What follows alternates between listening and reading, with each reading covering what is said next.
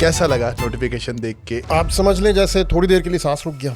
162 rupees out of the 458 is tax. Her $10 fee barrel जो कीमत बढ़ती है उससे पाकिस्तान के इंपोर्ट बिल में $1.5 अरब का इजाफा हो जाता है। मेरे ख्याल से $140 का हमें मिल रहा है जो दुबई वाला मार्केट है, तो उसके हिसाब से तो कीमतें डबल हो गई। पाकिस्तान की फ्यूल कंजम्पशन वही रहती है और हमारा पिछले साल का इंपोर्ट बिल फ्यूल का $17 अरब था, तो ये तो हम कम से कम $30 बिलियन के नॉर्थ में कोई इम्पैक्ट देख रहे हैं। पेट्रोल और फ्यूल और की प्राइस बढ़ गई, खौफनाक। इंटरेस्ट रेट बढ़ गए, धंधा कैसे होगा? धंधा बहुत मुश्किल होगा। लोग खुदा के वास्ते प्लीज अपने फूड डिलीवरी के लड़के जो हैं उनकी टिप जो है ना वो इंक्रीज करें। ईरान जंग का पहला बम कल रात को गिर गया पाकिस्तान में। नेशन किस्म का एक रिवाइवल नजर आ रहा था हमें इकोनॉमी में। This is going to crash. 60,000 अगर किसी की सैलरी है, उसका मिनिमम डेली का जो पेट्रोल डलवाता था वो बाइक में, वो 1 लीटर डलवाता था, मतलब वो 30 लीटर पेट्रोल कंज्यूम करता था। अगर एक बंदे की 60,000 तनख्वाह है और वो 450 रुपए लीटर के हिसाब से कर रहा है, तो 13,500 रुपए का फ्यूल डलवा रहा है। Out of 60,000 has 20% of his income going down in fuel। और फिर अभी आप बोल रहे हैं कि अगला इम्पैक्ट उसके खाने पीने पे आ जाएगा, फिर उसकी बिजली पे आएगा। वो तो आ रहा था। नून लीग की गवर्नमेंट के साथ होएगा क्या अब जैसे हम आगे चलेंगे? सवाल ये फिलहाल तो वो सही चलेंगे। उन्होंने अपने आप को संभालने के लिए नीचे नहीं देखना, ऊपर देखना है। राइट, हाँ। तो लॉन्ग एज वो ऊपर वाले की वो बात मान रहे हो, they'll be fine। If the crown prince is not happy, economic impact क्या देख रहे हैं आप इसका? तो लिमिटेड। अच्छा, हाँ। सार आलम साहब की जो बात है वो मैंने भी सुनी है, एंड काफी हद तक वो अब कंफर्म हो रही है कि वो पैसे वापस मांग लिए, and when the date comes $2 billion का आउटफ्लो होगा। तो that means the month of April is about to see a very large outflow suddenly. My question is कि ये जो डिप्लोमेटिक सक्सेसेस हैं, इन्होंने हमारी फाइनेंशियल आइसोलेशन खत्म क्यों नहीं किया इस बार? Khurram, do you see the rupee holding its ground? No, you don't. No, that's a very easy answer to get. Okay. मतलब शहबाज शरीफ की जितनी ताकतवर हुकूमत है, सेम पेज का ऐसी सपोर्ट, अगर ये लोग इकोनॉमी को रिफॉर्म नहीं कर सके, कौन करेगा फिर? Good question. श्रीलंका, बांग्लादेश, नेपाल, तीनों मुल्कों में आपको एक एनालिस्ट नहीं मिलेगा जिनका प्रोफेशनल काम है इस मुल्क की पूरे सिचुएशन के ऊपर नजर रखने का, जिसने ये चीज फोरकास्ट की हो। Can't take them for granted and you don't know when they will break. अगर आप एंडलेसली एक ही नींबू से निचोड़ के अवाम के ऊपर या बोझ सारा डालते रहे, टैक्स के मद में या महंगाई की मद में, थिंकिंग के बस ठीक है हमारा तो चल रहा है ना, आप अवाम को सलूट मारते रहे कि यार तेरी रेजिलियंस क्या बात, यू नो। पॉडकास्ट पाकिस्तान के करता धरता लोग देख रहे हैं इस वक्त, आपकी उनका वन पीस ऑफ एडवाइस क्या होगा इस वक्त? मुश्किल सवाल कर लिया एंड में आपसे। ये सबसे मुश्किल सवाल किया आपने। I don't know। पाकिस्तान में बहुत से ऐसे काम होते रहते हैं जो हमें हैरान कर देते हैं, बल्कि ये काम इतना ज़्यादा तवातुर से होते हैं कि अब शायद लोगों ने हैरान होना भी छोड़ दिया है।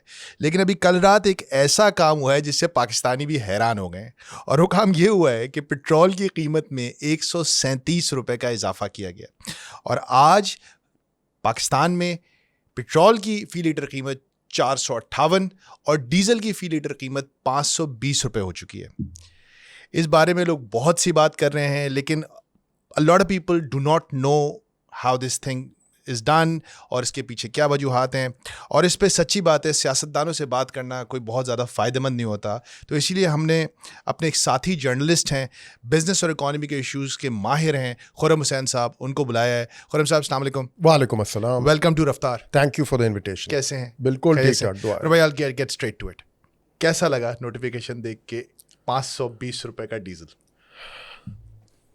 आप समझ लें जैसे थोड़ी देर के लिए सांस रुक गया, लेकिन उसके बाद जब सांस वापस आया, होश भी वापस आई, तो उसके एहसास भी हुआ कि इसके अलावा रास्ता नहीं था कोई और। ये होना था।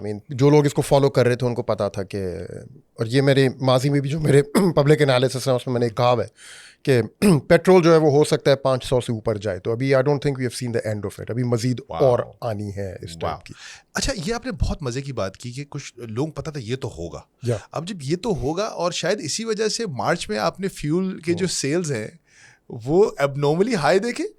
Do you think there has been hoarding there कि जो नंबर्स OMCs ने रिपोर्ट किए कि मार्च में 50 रुपये इजाफे के बाद हम तो ये एक्सपेक्ट कर रहे थे कि नंबर्स नीचे जाएंगे, लेकिन शायद जो आप जानते थे वो बहुत सारे और लोग भी जानते थे कि वो जो 70-80 हज़ार टन एक्स्ट्रा फ्यूल खरीद लिया गया OMC से।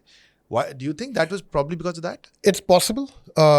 पैनिक बाइंग वगैरह हुई होगी, मार्च के महीने में, स्पेशली जैसे ही जुमे का दिन नज़दीक आता है और एक वो एडजस्टमेंट नज़दीक आती है तो सारे लोग जाते हैं पंप्स में इसी एंटिसिपेशन में कि हाइक आएगी. इट्स हार्ड टू से लुकिंग एट द डेटा, लेकिन उसकी एक एक्सप्लेनेशन यही है जो आप बता रहे हैं ना कि होर्डिंग हुई है किसी किस्म की, लोगों को पता था ये अभी it's not done, and by जो आप कह रहे हैं कि शायद अभी मजीद गुंजाइश है. थोड़ा सा अगर आप व्यूअर्स के लिए ब्रेक डाउन करके बताएं कि एक जो लीटर की कीमत है इस वक्त, लेट्स टॉक अबाउट पेट्रोल 458 रुपए, क्या ब्रेक डाउन है इसका? इंपोर्ट प्राइस जो एक आ रही है पर लीटर, ठीक है, वो $271 for petrol and 496 rupees for diesel. This is the import price before anything else. आपको सिर्फ पेट्रोल ला के अपने टर्मिनल तक यहाँ पहुंचाने में इतनी कॉस्ट, वो उसकी प्राइस पर लीटर ये पड़ी है. अब ओवरहेड शुरू होंगे. हाँ, अब आप उसके नीचे देखें, local x refinery price exactly the same, ठीक है, वो उन्होंने इक्वलाइज कर दिया, refinery price and import price, ठीक है. अब आपके उसके ऊपर ओवरहेड्स शुरू होते हैं. तो IFM आता है 7.5 रुपए का इनलैंड फ्रेट इक्वलाइजेशन मार्जिन, वरना तो पेट्रोल या डीजल कराची में सस्ता मिलेगा, पेशावर में महंगा मिलेगा, लेकिन उसको इक्वलाइज करने के लिए कोई 7.5 रुपए पर लीटर का चार्ज लगाया जाता है पेट्रोल में और कोई 4 रुपए 37 पैसे डीजल में. फिर OMC मार्जिन आती है जिस पे उन्होंने अपनी चलानी होती है, डीलर्स मार्जिन आती है 8.6, क्लाइमेट सपोर्ट लेवी 2.5 रुपए की लगाई जाती है पर लीटर दोनों पे, जिसकी वजह से क्लाइमेट चेंज को रिवर्स होएगा. और अप्रैल में बारिशें हो रही हैं. अप्रैल में बारिशें हो रही हैं. लेकिन सबसे बड़ा जो वहाँ पे आता है वो पेट्रोलियम लेवी. अब आप देखिए पेट्रोलियम लेवी रुपीज़ में उन्होंने पेट्रोल के ऊपर 160.61 रुपीज़ लगाई है, लेकिन 60 रुपए और वो 2 रुपए अलग, वो जो 2.5 रुपए क्लाइमेट लेवी है वो अलग, वो अलग है ना. तो 162 रुपए, 162 rupees out of the 458 is tax. और अब आप देखें डीजल पे उन्होंने वही टैक्स जीरो कर दिया, ठीक है, कुछ नहीं ले रहे उस पे, कुछ नहीं ले रहे वो ने. और इसकी वजह ये है कि अगर ये काम नहीं किया होता तो डीजल की कीमत जो अभी एंड पे आके 520 रुपए आ रही है, ये पहुंची होती 600 के नज़दीक. और अभी गवर्नमेंट की प्रायोरिटी ये थी कि अगर हमने इतना बड़ा प्राइस इंक्रीज पास ऑन करना है तो हम किस तरीके से करें जहाँ पे इसका इन्फ्लेशनरी इम्पैक्ट मिनिमाइज हो. इसको ज़ीरो तो नहीं कर सकते, लेकिन उसको मिनिमाइज किस तरह से कर सकते हैं. उन्होंने यही फैसला किया कि डीजल क्योंकि वो ट्रांसपोर्ट में यूज़ होता है, तो उसमें जो इंक्रीज आएगा वो फिर फूड की प्राइसेस में जाएगा आगे. उसको कंट्रोल करो पहले, और पेट्रोल जो है उसको इंक्रीज होने दो. तो उन्होंने अब वो यूज़ कर रहे हैं पेट्रोल से लेवी कलेक्ट करके डीजल की लेवी को समझ गया. मतलब उन्होंने कहा कि यार इसकी रिटेल प्राइस को थोड़ा सा रखो और इसको डबल महंगा कर दो ताकि फूड पे इम्पैक्ट ना आए, ताकि फूड अंडरस्टैंडेबल. बहुत सारे लोग ये सवाल कर रहे थे कि 160 रुपए क्यों कर दिया. I think you answered that कि पेट्रोल पे 160 रुपए इसलिए हो गई है, ज़्यादा बढ़ गई है, 80 रुपए से 80 हो गई थी, डबल कर दिया है क्योंकि डीजल का भी इधर से एडजस्ट कर. एग्जैक्टली, ठीक है. और हमें एक सवाल जो सब लोग पूछ रहे हैं, इसमें कोई शक नहीं है कि हुकूमत अपने कंधों पे कुछ नहीं उठाती. वो शहबाज शरीफ साहब ने अभी 5 दिन पहले एक बोला था, हम अपने कंधों पे, हुकूमत कंधों पे, तो ये सबको बेवकूफ़ाना बात है. हुकूमत अपने, हम और आप ही उठाते हैं अपने कंधों पे जो उठाते हैं. सो द थिंग इज़ कि इसमें तो कोई शक नहीं है कि ये शायद करना ही था. लेकिन फिर भी जिस किस्म की wage destruction, demand destruction, poverty से आप गुजर रहे हैं, क्या कोई तरीका था हुकूमत के पास कि ये नहीं करते और कहीं और से, मतलब एक एस्टिमेट है कि इस वक्त पिछले दिनों कोई 7-8 अरब रुपए डेली की सब्सिडी हुकूमत दे रही थी सिर्फ फ्यूल प्राइसेस पे. तो अगर for example you talking about something like 1 महीना भी अगर इसको सस्टेन करते तो कहीं से ये कहाँ से आते, ये 200-250 अरब कहीं थे हमारे पास कि वो ले आते? कोई और तरीका था? देखिए 1-2 और जो थे वो तो यूज़ कर रहे थे ऑलरेडी कि डेवलपमेंट से आप कट कर लें. ठीक है, डेवलपमेंट स्पेंडिंग से कट करके आप इधर डाल देते. दैट बेसिकली मीन्स कि आप अपनी डेवलपमेंट स्पेंडिंग को कंटेन करके आप कंजम्पशन स्पेंडिंग जो है वो सब्सिडाइज कर रहे हैं. एक तो ये तरीका था, नंबर 1. नंबर 2, दूसरा तरीका है जहाँ पे पहली चीज़ आपने देखना है कि आपके पैर कितने मजबूत हैं. ठीक है, अगर आपने बोझ उठाने का फैसला कर रहे हैं आप, और पैर, अगर आपने पेट्रोलियम प्राइसेस को कंट्रोल करना है, आपके पैर 2 चीज़, आप 2 पैरों पे खड़े होंगे उसमें. नंबर 1, आपकी स्टॉक्स की स्ट्रेंथ क्या है, how many days of cover do your stocks provide you. Number 2, आपकी फिस्कल बेस कितनी बड़ी है. ठीक है, तो अब जैसे अब आप देखें पाकिस्तान का 28 डेज का स्टॉक होता है एट एनी गिवन टाइम, ठीक है, ठीक है, एंड आप हमारे खित्ते में बाकी मुल्क देख लें तो बांग्लादेश, श्रीलंका 45 डेज, हिंदुस्तान कोई 90 डेज, 3 महीने। ठीक है। We have among the lowest stock requirements in the world. एक टांग तो कट गई, एक टांग कट गई। दूसरा, आपको फिस्कल एनवेलोप होता है कि ठीक है आप कह दें यार 200 अरब रुपए की पर मंथ हम लोग उठा लें, अगर वही नहीं है आपके पास, आप IMF प्रोग्राम पे चल रहे हैं जिसने आपको मैंडेट किया हुआ है कि आपने प्राइमरी सरप्लस रन करना है हर साल, तो वहाँ पे आपके पास कोई गुंजाइश नहीं है।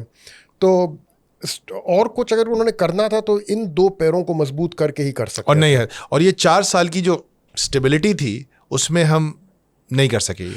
देखिए कुछ हद तक कर सकते थे अगर चाहते। अच्छा, ठीक है, अगर चाहते शायद 1 महीना और निकाल लेते इस तरह से। अच्छा। लेकिन उसकी जो कॉस्ट आती ना वापस in return, that would have been much worse than the cost we are paying right now. सब एक तरफ देख रहे हैं, कीमत बढ़ गई, कीमत बढ़ गई, 458, लेकिन एक और चीज़ जो शायद हमारे लिए बहुत अहम है देखना, कि हम एक डॉलर स्टार्व्ड कंट्री हैं। एक मोटा हिसाब किया जाता है, वो ये किया जाता है कि हर $10 फी बैरल जो कीमत बढ़ती है उससे पाकिस्तान के इंपोर्ट बिल में $1.5 अरब का इजाफा हो जाता है। सो राइट नाउ अगर हम, मेरे ख्याल से $140 का हमें मिल रहा है जो दुबई वाला मार्केट है, दुबई की मार्केट जहाँ से हमारा बेंचमार्क है, $140-150 का है, तो उसके हिसाब से तो कीमतें डबल हो गई हैं। तो अगर पाकिस्तान की फ्यूल कंजम्पशन वही रहती है खुरम, और हमारा पिछले साल का इंपोर्ट बिल फ्यूल का $17 अरब था, तो ये तो हम कम से कम $30 बिलियन के नॉर्थ में कोई इम्पैक्ट देख रहे हैं अगर वही रहती है। या अगर चलें 6 महीने का भी इम्पैक्ट लगाते हैं तो ये कम से कम $8-9 अरब का एक्स्ट्रा बर्डन आएगा। ये पैसे कहाँ से आएंगे? ये जो $7-8-9 अरब एक्स्ट्रा मिलाने हैं, डॉलर कहाँ से आएंगे? इसका एक ही हल है कि कंजम्पशन आप कम करें। ठीक है, अगर कंजम्पशन कम हुई, और मार्च के महीने में जैसे आपने पॉइंट आउट किया कंजम्पशन तो एक्चुअली ऊपर गई है, बट दैट कुड बी क्योंकि लोग अपनी गाड़ियों के टैंक्स फुल रख रहे हैं, एंटिसिपेट करते हुए कि शायद अगले हफ्ते ज़्यादा महंगा हो जाए, तो अभी आधे पे ही उसको फुल करवा लो। ठीक है, ठीक है, मोस्ट लाइकली लोग ये कर रहे हैं। जिन लोगों को मैं जानता हूँ वो तो कर रहे हैं। ठीक है, कि जैसे ही आधे पे टैंक आए आप फुल करवा लें, because you don't no Friday को क्या होगा। तो मे बी उसकी वजह से कंजम्पशन जो सेल्स हैं, फिगर्स हैं मार्च के, वो थोड़े से हाई थे। अब एक दफ़ा वो प्राइस इंक्रीज जो है एक्यूमुलेटेड, वो पास थ्रू हो गया है। अब थोड़ी सी ये हम सबको सर्टेनिटी मिल गई है कि आगे आने तो हैं लेकिन इतने बड़े बड़े जंप्स अब नहीं होंगे। ठीक है, तो और अनलेस अगर इंटरनेशनल मार्केट में एक और ब्लो आउट है, जो कि कल हुआ है, and it is entirely possible given कि अब ट्रंप साहब का मूड ख़राब हुआ, उन्होंने एस्केलेशन अनाउंस कर दी, राइट। तो अनसर्टेनिटी जितनी है, बट अगर सिचुएशन यहीं पे मोर लेस इवन रही तो बाय एंड लार्ज देन हमारे जो प्राइस इंक्रीसेस हैं आने वाले हैं, तो लेकिन वो शायद इतने बड़े ना हो जितने अभी फ़िलहाल आए हैं। तो ठीक है, maybe now consumption will जो है वो काबू में आनी शुरू होगी, and that is the one way to try and bring that amount down. But if that doesn't happen Khurram, if we end up at least $5 से $7 अरब, हमारे पास कितना स्पेस है डॉलर्स का हिट लेने का? मैं ये समझना चाह रहा हूँ आपसे, है कोई हमारे पास इसका ये इसके यार मुझे एक्चुअल डेटा देखना पड़ेगा कि हम NIR टारगेट होता है एक IMF के साथ, तो कितनी हम लोग अपने रिजर्व्स में डिप्लीशन अभी बर्दाश्त कर सकते हैं। ठीक है, हमारा करंट अकाउंट सरप्लस में तो चल रहा है काफ़ी देर से, लेकिन export growth is not what it's supposed to be. ठीक है, और imports are growing more rapidly than $28 अरब का तो डेफिसिट 9 महीने का खड़ा हुआ है आपका। हाँ, और अगर कुछ भी नहीं होता तो we are looking at around $38 billion of deficit. तो what they then the only other way would then be कि आप वहाँ पे imports में मजीद और कमी लाए, which basically means कि अपनी economic growth rate वो तो करने नहीं देता IMF। हाँ, IMF वो भी नहीं करने देता। नहीं, आई थिंक उसके 2-3 और तरीके होते हैं कि आप इंटरेस्ट रेट्स इंक्रीज करें ताकि बिजनेस एक्टिविटी स्लो डाउन हो, ताकि रॉ मटेरियल्स की रिक्वायरमेंट जो है वो कम हो। काफ़ी हद तक आपको जो इम्पोर्ट बिल है वो ऑयल एंड ऑयल प्रोडक्ट्स का है, जो कंजम्पशन कम करने से काबू आएगा, और उसके बाद it's raw materials for business and industry जो आपकी ये बिजनेस एक्टिविटी को स्लो डाउन करने से होगा। That's the only other way, but उसके फिर नुकसान आते बिल्कुल ही। आप अगले सवाल पे खुद ही लेके आ गए मुझे कि इंटरेस्ट रेट बढ़ा दिए पड़ेंगे ताकि ये चीज़ें रुकें। पेट्रोल और फ्यूल और की प्राइस बढ़ गई खौफनाक, इंटरेस्ट रेट बढ़ गए, धंधा कैसे होगा? धंधा बहुत मुश्किल होगा इस माहौल में धंधा, और ये सिर्फ पाकिस्तान नहीं फेस कर रहा है, ये पूरी दुनिया में। लेकिन हम तो मरे हुए थे ना खुरम, मसला हम तो वैसे ही ऑलरेडी बहुत वीक विकेट पे थे, बट धंधा बहुत मुश्किल होगा अब, specially manufacturing.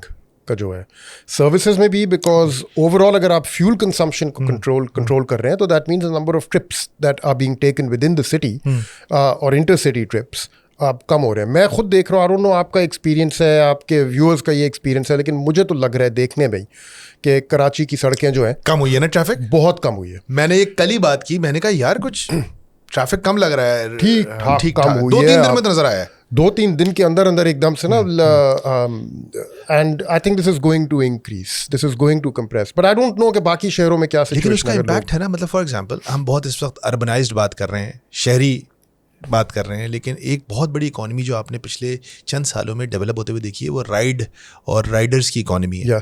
Food panda, Bykea, in drive, what यार, that employs I think millions लोग एम्प्लॉय होते हैं पाकिस्तान में. What do you think?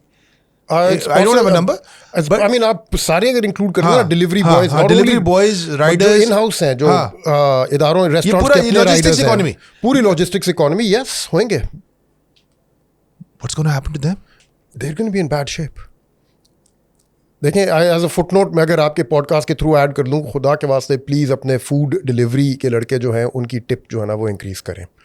जितनी भी आप देते हैं वो डबल करें, उनका हक बनता है. अब यार बहुत मुश्किल टाइम है, वो बहुत मुश्किल टाइम है, and we owe it to them कि उनकी टिप आप जो भी आपकी, अगर आप उनसे मंगवाना अफोर्ड कर सकते हैं तो थोड़ा टिप भी ज़्यादा दे दें. टिप आप डबल कर दें जितनी आप देते हैं ना. अगर आप 100 रुपए देते हैं ना अपने डिलीवरी बॉय को, तो आप उसको अब 200 दिया करें. इसका इम्पैक्ट आप कब आते हुए देख रहे हैं खुर्रम? ये तो अभी तो एक बम गिर गया, मतलब मैं तो कहता हूँ कि ईरान जंग का पहला बम कल रात को गिर गया पाकिस्तान में. ठीक है, अब इस बम के असरात होंगे. ये अब आप किस तरह पैन आउट करते हुए देख रहे हैं, ये 150-200 रुपए का जो इंक्रीज हुआ है? देखिए, पहली चीज़ तो इसका इम्पैक्ट डायरेक्ट जो आता है, the most important impact is the impact on food बिल्कुल आएगा सीधा. ठीक है, सीधा साधा. अब वो फूड इन्फ्लेशन में जब आता है तो then that hits disposable income of the poor. Demand destruction होती है क्योंकि ज़्यादा ऑलरेडी अगर लोगों के आधे से आपके जो गरीब तबका है, आधे से ज़्यादा उनकी हाउस होल्ड इनकम जा रही है फूड के लिए. अब वो 50% से लेके 60-65 कितनी जाएगी आई don't no, but it will be a further increase.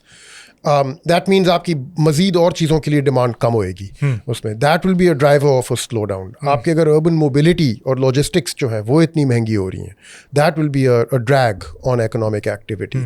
आपके साथ साथ इंटरेस्ट रेट्स इंक्रीज कर रहे हैं और अभी तो एक्सचेंज रेट के ऊपर भी इम्पैक्ट आ रहा था. मैं उस पर, हाँ, ये जो आपने डॉलर्स की बात की है ना कि डॉलर डिप्रेशन, तो ये सारी चीज़ें मिला के इकोनॉमिक जो अभी एक नेशन किस्म का एक रिवाइवल नज़र आ रहा था हमें इकोनॉमी में, this is going to crash, this is going to slow down very rapidly from here onwards. Khurram, एक लेट्स डू अ लिटिल हिसाब. ओके, एक पाकिस्तान में 50,000 रुपये की इसकी आमदनी है. मैंने एक यहाँ पे सर्वे किया अपने इर्द गिर्द लोगों में. एक कोई लड़का बाइक पे अगर आता जाता है, उसकी 50,000 रुपये इनकम है. पाकिस्तान का मिडिल क्लास जो ह्यूमन हाउस होल्ड सर्वे है उसमें 63,000 रुपये को वो मिडिल क्लास करार देते हैं. चलें उसी को ले लेते हैं. 60,000 अगर किसी की सैलरी है, उसका मिनिमम डेली का जो पेट्रोल डलवाता था वो बाइक में, वो 1 लीटर डलवाता था. मतलब वो 30 लीटर पेट्रोल कंज्यूम करता था. अब अगर एक बंदे की 60,000 तनख्वाह है और वो 450 रुपये लीटर के हिसाब से कर रहा है, तो 13,500 रुपये का फ्यूल डलवा रहा है, जिसमें से 13,500 रुपये का फ्यूल हो गया. Out of 60,000, that's 20% of his income going down in fuel only. और फिर अभी आप बोल रहे हैं कि अगला इम्पैक्ट उसके खाने पीने पे आ जाएगा. हाँ, फिर उसकी बिजली पे आएगा. वो तो आ रहा था. और वो जो बंदा है, अगर जैसे आपने 160 रुपये बताया खुर्रम, तो 160 रुपये को अगर आप 30 से करें तो he is paying around 5,000 rupees as tax. Yes, 5. So this is the thing जो मुझे परेशान करती है, जो मैं आपसे समझना चाह रहा हूँ कि एक बंदा जो 50,000 रुपये कमाता है वो भी 1 लीटर फ्यूल पे 160 रुपये टैक्स देता है, और एक 3 करोड़ 4 करोड़ की गाड़ी वाला जो अपना टैंक फुल करा रहा है वो भी उतना ही टैक्स दे रहा है 30 लीटर पे. ये कुछ जालिमाना नहीं है फ्यूल प्राइसेस का जो टैक्स है? देखिए, इसको रिग्रेसिव टैक्सेशन कहते हैं, और टैक्सेस ऑन कंजम्पशन जो होते हैं वो उनका स्ट्रक्चर तो रिग्रेसिव होता है. ठीक है, सबका.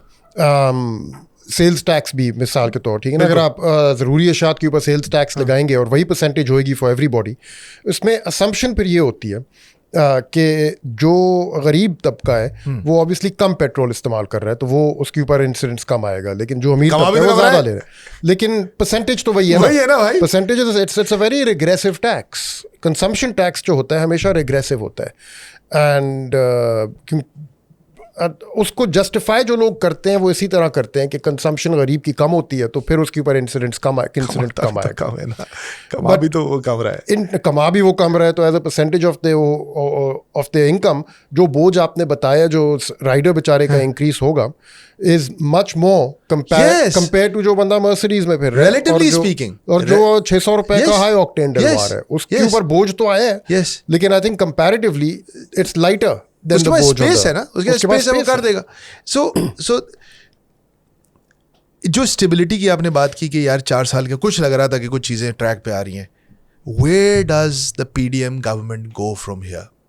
ये जो अब इम्पैक्ट इन पे आने लगा है, देखिए पाकिस्तान का एक साइकिल है बॉस, ये 3 साल का, आपको पता है ना, हमारा एक फेमस 3 ईयर साइकिल है हर चीज़ का। 3-4 साल के बाद बगैर किसी वजह की भी चीज़ें आगे पीछे हो जाती हैं। तो ये तो आप बेट कर सकते हैं पाकिस्तान पे, एक तो डॉलर के बढ़ने पे और सियासी साइकिल के तब्दील होने पे। तो वैसे भी they were sort of coming towards the close of their, 4 साल से शहबाज शरीफ प्राइम मिनिस्टर हैं। इस वक्त ये हिट करना पॉलिटिकली क्या फॉल आउट्स देख रहे हैं इसके आप? देखें, पहली चीज़ तो ये नून लीग की हुकूमत है, पीडीएम की तो गई, ठीक है, लेकिन पीडीएम की तरह ये वाली हुकूमत भी एक प्लेस होल्डर है, ठीक है। ये कुर्सी पे तो बेशक बैठे हैं, इख्तियार इनके नहीं है, और अगर हैं तो पूरी तरह से इनके नहीं है कि एक लिमिट के अंदर इनको इजाज़त दी हुई है कि हाँ फैसला कर लो उस लिमिट के बाहर। अब हम उस लिमिट के बाहर आए हुए हैं, ठीक है।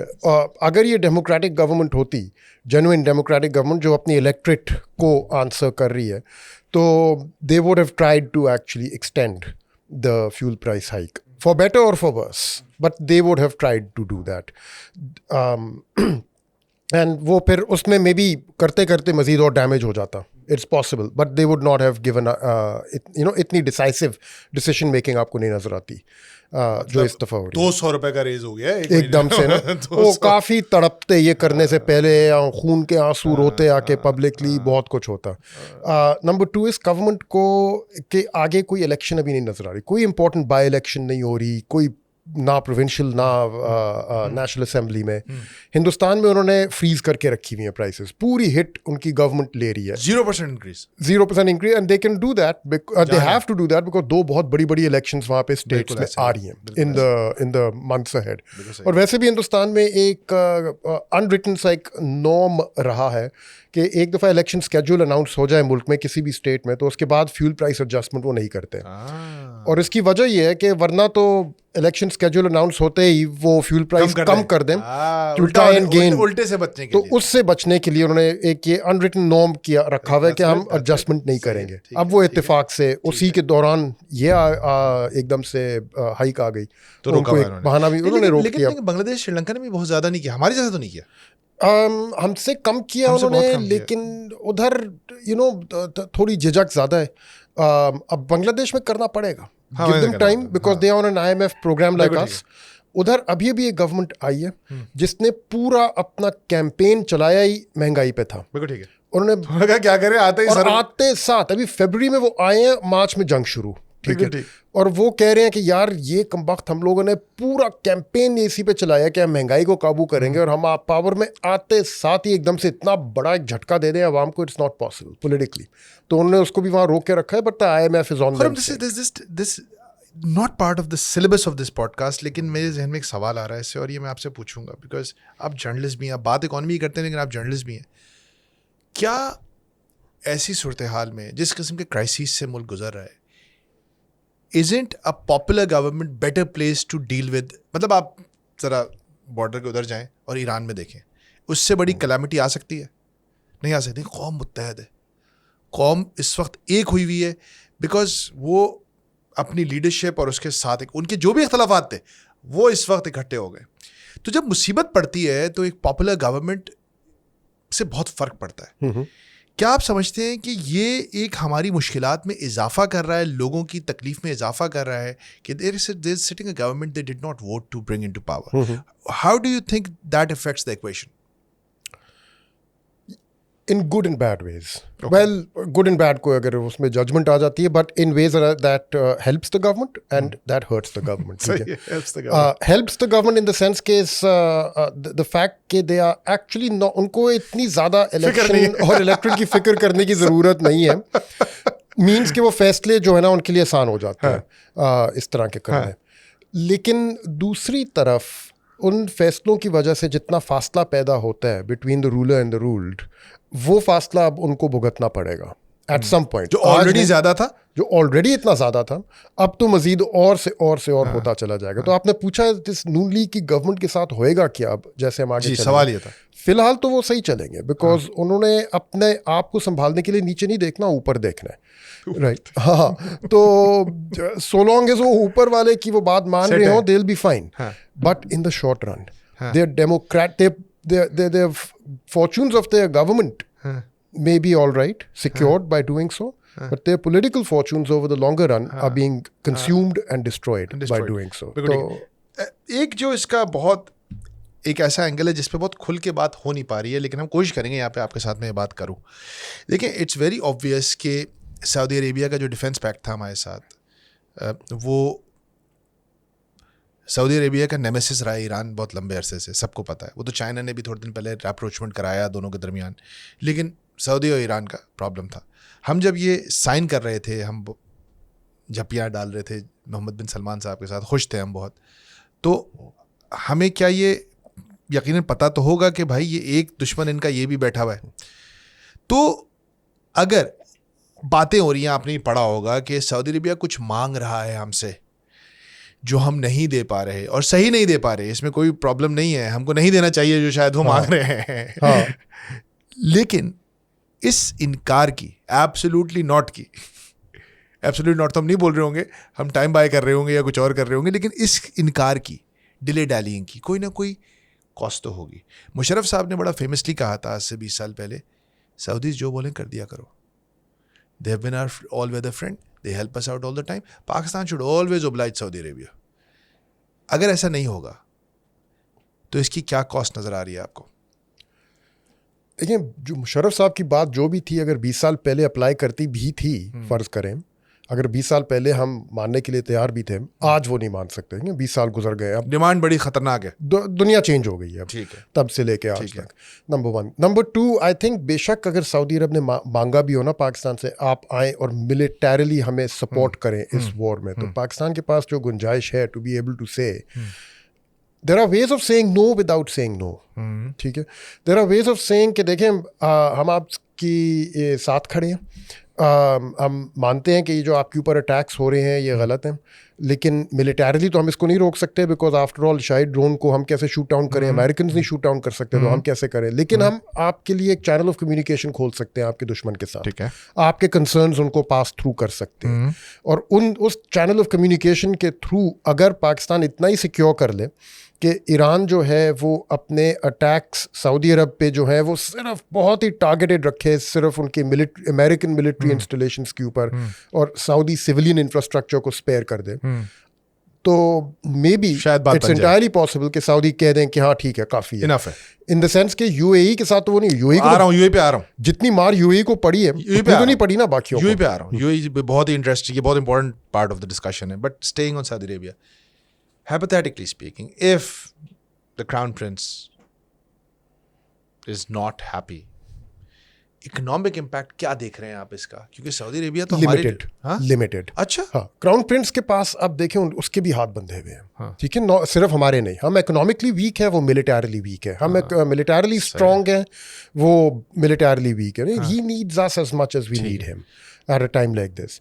वो इतना खर दिमाग नहीं है बाकियों की तरह कि अभी इस मौके पे पाकिस्तान के साथ अपना वो राब्ता बंद कर दे. नहीं करेगा, वो नहीं करेगा. इनफैक्ट उल्टा किया हुआ. फिलहाल तो बोट्स चल रही हैं. कुवैत से डीजल की एक शिपमेंट आई है स्ट्रेट्स ऑफ हॉर्मुज से निकल के, क्योंकि पाकिस्तान के ताल्लुकात कुवैत के साथ, ईरान के साथ, दोनों के साथ सही चल रहे हैं. बिल्कुल ठीक है. पाकिस्तान का तो अभी रशिया को भी अलाउ कर दिया उसने. अभी तो फ्रांस ने बोला कि हमारा एक आ रहा है, वो तो एक एक करके सब अपने अपने खुलवा देंगे, अपने अपने नलके खुलवा देंगे, सवाए इजराइल अमेरिका के. ईरान लेकिन वो तो उस पर टोल लगाने का ईरान ने तो उसको बैठ गया उस पर वो करने का. आपने यूएई का जिक्र किया. फरवरी में भाई खबर आई थी इस बुराई से पहले कि वो एक महीने का हमें रोल ओवर दे रहे थे MBZ साहब, वो 2 महीने तो ख़त्म हो रहे हैं अभी, 2 महीने का दिया था लास्ट फरवरी में, ये अप्रैल में ख़त्म हो रहे हैं। अभी मैं देख रहा था कि अबसार आलम साहब ने या अंसार अब्बास, में गलती हो तो माफ़ कर दीजिएगा, इन दोनों में से किसी एक ने खबर दी हुई है कि पैसे वापस मांग लिए हैं $2 अरब सऊदी UAE ने। How are you looking at that? देखिए, वहाँ हुआ ये है कि हमारे 2 डिपॉजिट्स हैं UAE की तरफ से जो फरवरी में मेच्योर करते हैं, दोनों $1 अरब के हैं और कोई 1 हफ्ता अपार्ट है उनकी मेच्योरिंग डेट। इस फरवरी में जब वो मेच्योर करने आए तो UAE ने रोल ओवर नहीं किया उनको, ठीक है, और काफ़ी देर के लिए जब वो डेट आई और गुजर गई उसकी मेच्योरिंग के और कोई ख़बर नहीं निकली कि भाई हुआ क्या है यहाँ पे उनके बारे में, तो एक इतना जाहिर हो गया कि एक अनसर्टनिटी है, उसके बारे में गवर्नमेंट कुछ कह नहीं रही। फिर बाद में खबर आई कि उसको उन्होंने 3 महीने के लिए रोल ओवर कर दिया, तो फरवरी से लेके 2 महीने के लिए उसको रोल ओवर कर दिया। अब उसकी मेच्योरिंग डेट जो है वो कोई अप्रैल 17 ऐसे कुछ है, ठीक है, एग्जैक्ट डेट मुझे भूल गई, बट मिडल ऑफ अप्रैल में अब वो मेच्योर कर रहे हैं। एंड अबसार आलम साहब हैं जिन्होंने ब्रेक किया है इस बात को, लेकिन ये काफ़ी दिनों से रूमर वैसे भी चल रहा था, इसकी कॉन्फर्मेशन नहीं आ रही, लेकिन rumour they are not happy with us, ये तो ऑब्वियस है, रूमर मजबूत है। और वहाँ पे हमारे फील्ड मार्शल साहब होके भी आए हैं, अबू धाबी गए हैं, मिले हैं, उधर वापस आए हैं। रूमर यही है कि उधर यही बात हुई है कि उन MBZ साहब ने वो पैसे वापस मांग लिए। उन्होंने उनको वो क्राउन प्रिंस की तरह इस चीज़ से खुश नहीं है कि भाई डिप्लोमेसी के जरिए, और अगर हो भी रहा है तो कह रहे हैं यार मेरे ऊपर जो बर्बारी हो रही है, they are very hawkish, they are more hawkish, और मार भी उनको सबसे ज़्यादा पड़ रही है, सबसे बड़े एलाई भी हुए हैं। अब पाकिस्तान कह रहा है कि यार हमारे लिए वो रोकना जो भी होगी वजह। अगर ये पैसे नहीं, पर एक मिनट ना, आपका जो सवाल है कि अबसार आलम साहब की जो बात है वो मैंने भी सुनी है, एंड काफ़ी हद तक वो अब कंफर्म हो रही है कि वो पैसे वापस मांग लिए, and when the date comes $2 billion का आउटफ्लो होगा। उसके साथ साथ अप्रैल 15-16 को पाकिस्तान का $1 अरब का बॉन्ड भी मेच्योर कर रहा है, ठीक है, तो that means the month of April is about to see a very large outflow suddenly in dollars में। इट्स entirely possible, ठीक है, and उसके साथ साथ then the impact on the financial markets, on the exchange rate and on the balance of payment is set to magnify. Government जो है वो कोशिश कर रही है अपनी to try and arrange alternative sources. इस वक्त तो बॉन्ड मार्केट से भी कुछ नहीं मिलेगा, यील्ड्स आपके ऊपर चली गई होंगी, कमर्शियल बोरोइंग कर लें, कुछ इस वक्त तो कुछ कमर्शियल बोरोइंग से शायद आपको 300 मिलियन यहाँ से मिल गए, 400, लेकिन नेवरदलेस वो कोशिश जारी है। जो $1 अरब जो बॉन्ड मैच्योर हो रहा है उसका जो आउटफ्लो है वो तो प्रोग्राम हुआ है, दैट इज फाइन, ठीक है, उसका बंदोबस्त नहीं थे। ये अनएक्सपेक्टेड एक आउटफ्लो आया बीच में, एनीथिंग कैन हैपन, बट ये दिन बड़े क्रूशियल है अभी, and I think it looks like they are scrambling to try and fill a $2 billion hole. एक चीज़ जो बहुत समझ से बाहर है, हमारी ये जो डिप्लोमेटिक सक्सेसेस हैं, वॉर सक्सेसेस हैं इंडिया के ख़िलाफ़ हो, और diplomatically we are on the global map right now, हर कोई बात कर रहा है पाकिस्तान के। मतलब मैंने कहा कि इसाक डार साहब ने शायद एज अ फाइनेंस मिनिस्टर इतना अच्छा काम नहीं किया था जितना वो फॉरेन मिनिस्टर बन के कर रहे हैं। सो माई क्वेश्चन इज़ कि ये जो डिप्लोमेटिक सक्सेसेस हैं, इन्होंने हमारी फाइनेंशियल आइसोलेशन ख़त्म क्यों नहीं किया इस बार खुरम? क्योंकि आप हमेशा देखें जब भी हम जैसे वॉर अगेंस्ट टेरर हो, अफगान वॉर हो, कोई भी पंगे में जब हम सामने आगे खड़े हो जाते थे, सर बंदा हाजिर है, तो सर उस बंदे हाजिर होने की हमें कुछ माली फ़वाइद हासिल होते थे फ़ौरन। यार इस दफ़ा नहीं आ रहे पैसे, फिलहाल तो कुछ नहीं आ रहा। इस दफ़ा ये हो रहा है अलबत्ता कि आपकी ऑयल सप्लाई चेन कायम है, ठीक है, एक वो भी ईरान की वजह से कायम है जो कुछ नहीं दे रहा था, ईरान और फिर और मुल्क, और ठीक है ना, कि उनसे आप बात करके अपने टैंकर्स छुड़वा रहे हैं। प्राइसेस में आपको नहीं मिल रही इतनी ज़्यादा, मैं थोड़ा सा लॉन्गर टर्म भी बात कर रहा हूँ, लेकिन लॉन्गर टर्म में देखें अभी ख़त्म नहीं हुई स्टोरी, ये डिप्लोमेसी तो अभी शुरू हुई है, एंड बट इसके माली फवाद आएंगे या नहीं इज़ वेरी हार्ड टू से। मे बी इस दफ़ा जो डिप्लोमेसी है उसमें the benefits will not come in the form of dollars, maybe we will earn the enduring respect and trust and friendship of countries like Iran and maybe even Saudi Arabia who will say कि यार मुश्किल वक्त में इन लोगों ने हमारा the hand that gives, but the hand that gives has always been Saudi Arabia, ना? Well, Saudi Arabia, America as well, लेकिन Saudi Arabia उन्होंने तो एक हाथ से दिया तो 3 हाथों से लिया हमसे in return. Saudi Arabia has stood by Pakistan in difficult times, including in 98 consistently, and even now. तो yes, I mean I think जब आप अगर डॉलर्स की मांगने की वो बात करें तो फिलहाल तो कुछ नहीं आ रहा, but you know the story is not over yet. So okay, keeping, आपने अभी 3-4 स्ट्रेसेस की बात की, इन तमाम चीज़ों की सिंपल सी बात है कि आमदनी अठन्नी, खर्च रुपया, डॉलर्स है नहीं, डॉलर खर्च हो रहे हैं, खर्चे नज़र आ रहे हैं डॉलर के बहुत सारे हमें बड़े बड़े, और आमदन नज़र नहीं आ रही. Do you see the rupee holding its ground? No. You don't. No, that's a very easy answer to give. Okay. But I mean, obviously the question is on what time period. आप अगर बात कर रहे हैं कल सुबह या अगले हफ्ते की, तो then it's a separate matter. कल सुबह अगले हफ्ते की नहीं, मतलब 3 महीने 6 महीने 3-6 महीने भी it's looking difficult. Holding its ground, I mean they can, but it would be like holding the petrol price constant. It would be at that level. ठीक है. They have to let it move, and it will move down. Down relative to the dollar. समझ गया. ठीक है. इधर बुनियादी problem ये है कि आपकी इकोनॉमी जो है, it has lost its competitive edge versus its rivals और competitors, not rivals but economic competitors. जब वो होता है ना, आपकी इकोनॉमी अगर पीछे रह जाए और compete ना कर सके, और मैं compete ही नहीं कह रहा यूरोप अमेरिका के साथ, मैं कह रहा हूँ वियतनाम बांग्लादेश के साथ आप अगर ना compete कर रहे हो, तो लाजिम उसका जो इम्पैक्ट है वो आपकी एक्सचेंज रेट पे आता है. बिल्कुल सही बात. ठीक है. प्रोडक्टिविटी रेस में जब आप पीछे रह जाएं तो आपकी करेंसी की वैल्यू है वो डिग्रेड होती है. अब आप चीखे मार मूर के उसको ऊपर कर सकते हैं, अपने बैंक्स के ऊपर डंडा डाल के उसको ऊपर कर सकते हैं, थोड़ा सा आप बोरो करके उसको ऊपर कर सकते हैं, आप दाएं बाएं बायलैटरल मींस के ज़रिए थोड़े बहुत बिलियन इधर बिलियन दे ला के उसको थोड़ा सा सपोर्ट दे सकते हैं. But you can not make a run of things like that for decades. You can make a run of things like that for a few and we have not been able to do that. हमारा 1983 से लेके 2024 तक हर साल 8% dollar गिरा है, बढ़ा है. आप 2015 से लेके अब तक देख तो बहुत ज़्यादा बड़ा होगा. मैंने तो कहा कि 50 साल का ले ट्रिपल हुआ ना. 2015 से लेके 2025 तक एक दिहाई में ट्रिपल हुई है. 8% CAGR डॉलर बढ़ जाता है पाकिस्तान में. अगर आप कोई काम कर रहे हैं, आप ये ध्यान में रखें. And you just look at other economy, look at the Vietnamese currency, just put them all on the same graph. बिल्कुल ठीक है. ठीक है ना. How many rupees does it take to buy $1 in 2015 versus 2025? How many Bangladeshi taka, Sri Lanka, सबकी currencies आप डालें, and you will see कि पाकिस्तानी रुपी सबसे तेजी से गिरा है. बिल्कुल ठीक. उसकी वैल्यू जो है, बिल्कुल ठीक. उसकी वजह ये है कि हमारे पास डॉलर्स नहीं है. नहीं, आपकी इकोनॉमी की, लेकिन उससे हमें एक फ़ायदा तो हुआ ना. हमें एक्सपोर्ट्स नहीं हुई, ये नहीं हुआ, वो नहीं हुआ, आपने कहा मसले हल नहीं हुए, लेकिन हमारी रेमिटेंसेस तो बढ़ गई ना. रेमिटेंस सबकी बढ़ी है ना. लेकिन हमारी जिधर 10% ऑफ आवर GDP पे पहुंच गई है. Well, it's a very we are relying more on remittances than any others. इसकी वजह ये नहीं है by the way कि हमारी remittances बहुत बड़ी हैं. 10% of GDP. हमारा GDP नहीं बढ़ा. हमारा GDP नहीं इंक्रीज हुआ ना. तो as a result real terms भी बढ़ी हैं. क्योंकि बांग्लादेश के साथ मैं कंपेयर कर रहा था. बांग्लादेश की 6-7% थी 2016 में परसेंटेज ऑफ GDP.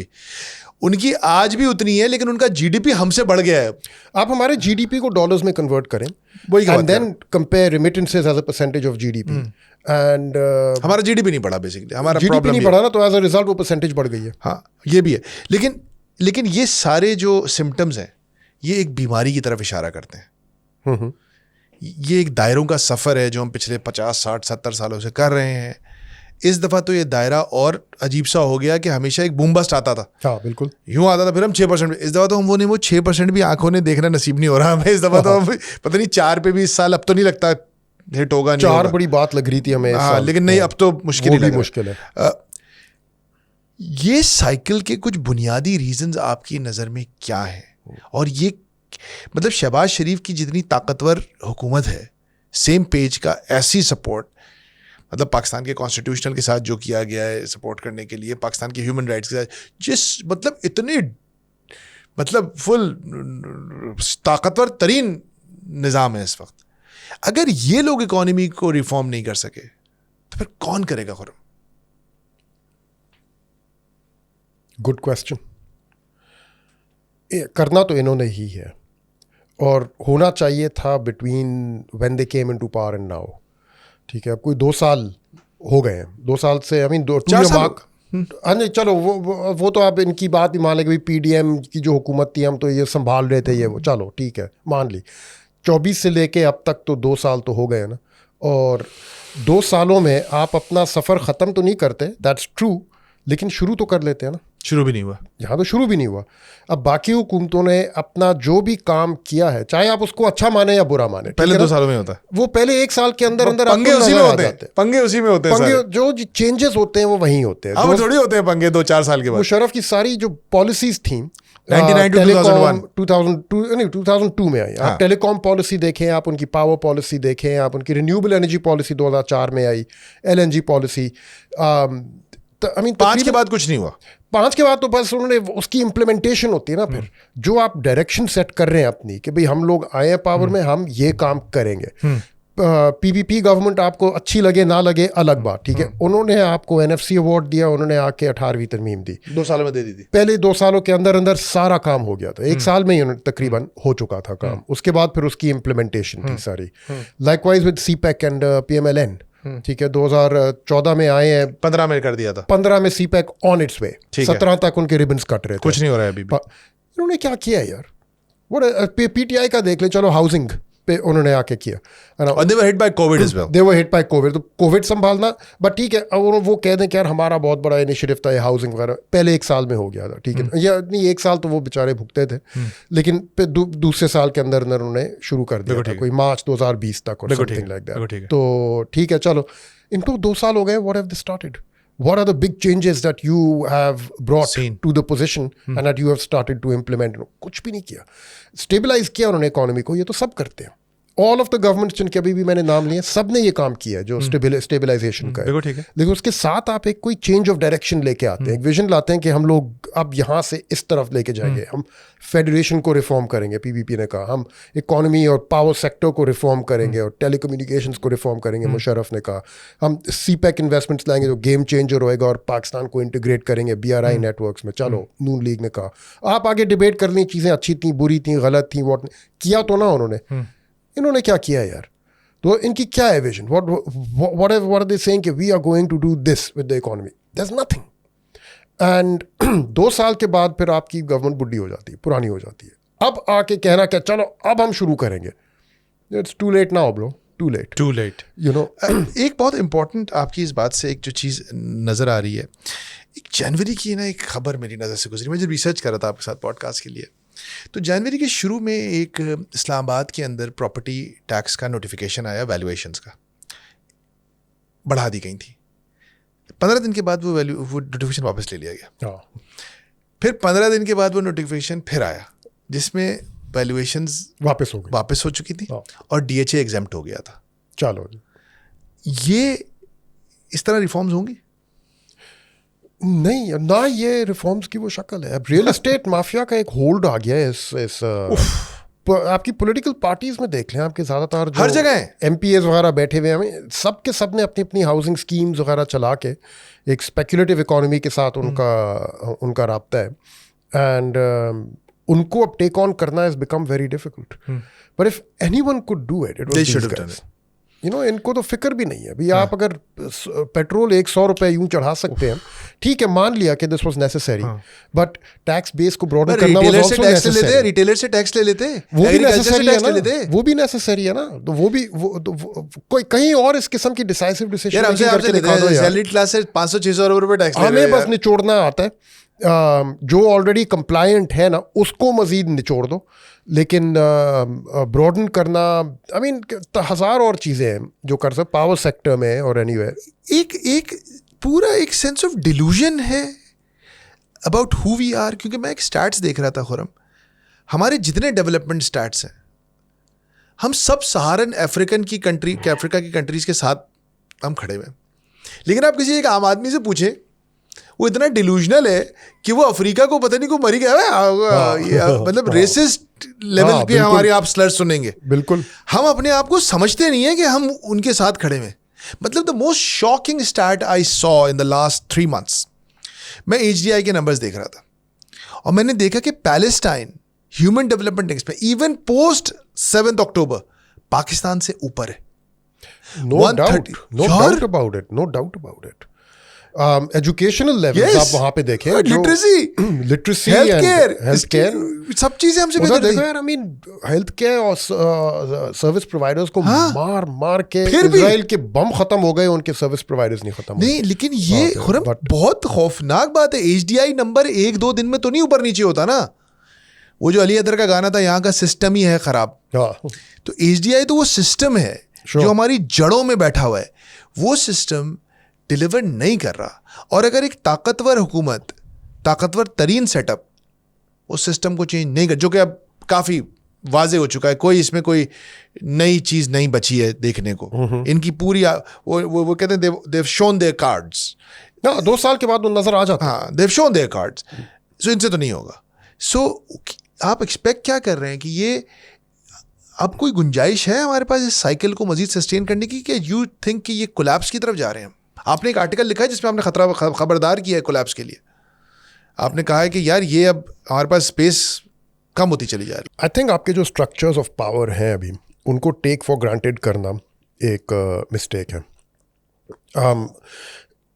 क्योंकि अब आप ये देख लें कि जैसे श्रीलंका, बांग्लादेश, नेपाल, ठीक है ना, अगर उल्टी घड़ी चल रही है खित्ते में, इन तीनों मुल्कों में जो अपराइजिंग्स आई हैं, जो डिफ़ॉल्ट हुआ है, जो इनफैक्ट जो अपराइजिंग्स थी जिनकी वजह से उनकी जो लीडरशिप है उनको भागना पड़ा था उस मुल्क से, इन तीनों मुल्कों में आपको एक एनालिस्ट नहीं मिलेगा जिनका प्रोफेशनल काम है इस मुल्क की पूरे सिचुएशन के ऊपर नज़र रखने का, जिसने ये चीज़ फोरकास्ट की हो। ठीक है, जिसने आपको कहीं पे, आपको श्रीलंका की बहुत बड़ी एक्सटर्नल डेट है, आपके जो एक्सटर्नल क्रेडिटर्स हैं, चाहे वो IMF हो या चाइना बहुत बड़ा क्रेडिटर है उसका। चाइना बहुत बड़ा क्रेडिटर है, बट IMF तो खैर रूटीनली रिपोर्ट्स निकालता है, पब्लिक होती हैं। आपके क्रेडिट रेटिंग एजेंसीज हैं, Nobody saw it coming. सब में एनालिस्ट बैठे हैं जो सिर्फ श्रीलंका को देख रहे हैं गौर से, and they are studying everything from the ground on up. Not a single one of them saw it coming. Same with Bangladesh, same with Nepal. That's the nature of this beast. Nobody sees it coming. ये कोई इतला दे के appointment लेके नहीं आता। फिर beast ही नहीं हुआ ना। हाँ, फिर 20 वो बात तो नहीं हुई ना। फिर भी ये चीज़ आती है, एंड ऑल द पीपल जो देख रहे होते हैं उस मुल्क को, उनको वो फिर बाद में कहते हैं यार ये सब कैसे हुआ। फिर बाद में थ्योरियाँ आती हैं कि यार ये बड़ा ये था, हो तो रहा था ये बिल्डअप कर रहा था प्रेशर। आप इसको हिटलर तक ले जाएं, आप इसको हिटलर तक ले जाएं कि वो उस वक्त सब लोग उसको एक नॉर्मल ट्रीट कर रहे थे, उसके साथ निगोशिएट कर रहे थे, बातें कर रहे थे, वो क्या निकला और उसने किस तरीके से पूरी दुनिया का निज़ाम बदलने की कोशिश की। बट ये जब रिलेशनशिप टूटता है बिटवीन रूलर एंड रूल्ड, और इन तीनों मुल्कों में यही हुआ था, वो रिलेशनशिप टूट गया। The structures of power that tie the ruler and the ruled together, वो जब टूट जाए इस तरह से, तो then you get the situation that happened over there. Can't take them for granted and you don't know when they will break. अगर आप एंडलेसली एक ही नींबू से निचोड़ के अवाम के ऊपर ही आप बोझ सारा डालते रहें और एंडलेसली, और आप टैक्स के मद में या महंगाई की मद में थिंकिंग के बस ठीक है हमारा तो चल रहा है ना, आप अवाम को सलूट मारते रहें कि यार तेरी रेजिलियंस क्या बात, यू नो, तो you are taking it for granted the structures of power that tie you to them, and eventually it can break. The lesson of our own recent past from our own region tells us that.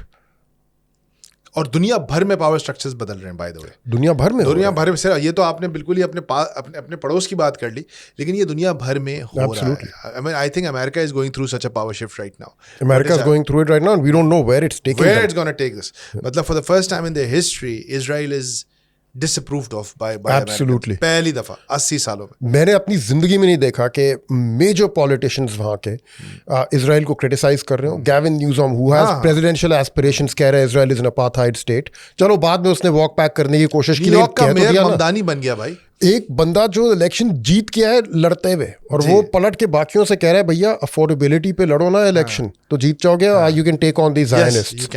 Affordability से हट के और चीज़ों पे अगर अनसन बातों पर election लड़ोगे तो फिर तुम्हें झुकना पड़ेगा इनके सामने। You become generally popular, you don't need them. I've seen this. I think एक sort of on a concluding remarks, इसमें तो कोई शक नहीं है कि ये कैलामिटी और ये जो हालात हैं ये बहुत सख्त हैं। अगर आप की ये पॉडकास्ट पाकिस्तान के करता धरता लोग देख रहे हैं इस वक्त, आपकी उनका वन पीस ऑफ एडवाइस क्या होगा इस वक्त? मुश्किल सवाल कर लिया एंड में आपसे। ये सबसे मुश्किल सवाल किया आपने। आई डोंट नो। हमेशा हमारा एक ना कोई बैक स्टॉप होता था। अभी नहीं है। अभी अगर है तो we are looking, maybe China will support, maybe Saudi Arabia will, but अभी सारे बैक स्टॉप्स हमारे जो है ना वो एग्जैक्टली पता नहीं है कि कहाँ होंगे। तो we have to learn to stand on our own feet, और आई थिंक ये मौका हमें सबसे बड़ा सबक ये सिखा रहा है। ईरान हमें ये सबक सिखा रहा है। ईरान हमें ये सबक सिखा रहा है। हमारी अपनी तारीख, हमारी अपनी प्रेडिकमेंट ये सबक सिखा रही है कि अगर अपने पैरों पे खड़ा होना नहीं सीखा ना तो फिर इधर उधर तुम भुगतोगे। और वो सीखना आपने तभी है जब आप अपनी मईशत को सीरियसली लेंगे, अपनी आवाम को सीरियसली लेंगे और इन चीज़ों में आप इन्वेस्ट करने की सलाहियत समझेंगे। Thank you so much, pleasure speaking to you. Pleasure is all mine. खुश रहिए।